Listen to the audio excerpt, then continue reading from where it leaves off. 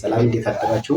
ዛሬም ስለ አቡነ ሽኖዳ መጽሐፍ ነው የማወራው። በምዕራፍ 1 ላይ ስለ እግዚአብሔር ስለመራብ፣ ቅድስናን ስለመራብ ወይም እግዚአብሔር እንዲወደን ስለማድረግ ስለመጣር፣ እግዚአብሔር እንዲወደን ስለመጣር ያብራራሉ። በምዕራፍ 2 ላይ ደግሞ ስለ ለቅሶ ያወራሉ። ስለ ቅዱስ ለቅሶና ስለ ዲያብሎሳዊ ለቅሶ ያብራራሉ።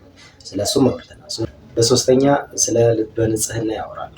በሶስተኛው ምዕራፋቸው አቡነ ሽኖዳ ሕይወትና ክርስትና በሚለው መጽሐፋቸው ላይ ምዕራፍ 3 ላይ ስለ ልበ ንጽህና ያወራሉ። ልበ ንጽህና ንጹህነትን ሲገልጹ ቀና አስተሳሰብና በፍርድ ቀን በቅድስና ስለመገኘት ያወራሉ። ንጹዎች እነኚህ ናቸው ብለው ነው ያስብ። ስለ ንጽህና ሲያነሱ እዚህ ሁለት ያወራል። ግን ንጽህና ልበ ንጹዎች በክፉ ነገር የማይፈተኑም አይደሉም።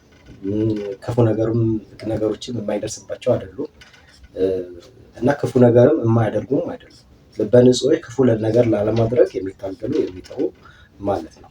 በቀና አስተሳሰብ ያላቸው በፍርድ ቀን በቅድስና ለመገኘት የሚጥሩ ማለት እንጂ ፈጽሞ ክፉ ነገር የማይሰሩ፣ ፈጽሞ የማይፈተኑ፣ ፈጽሞ በክፉ ነገር የማይፈተኑ፣ ፈጽሞ ሐዘን የማያገኛቸው ማለት አይደለም።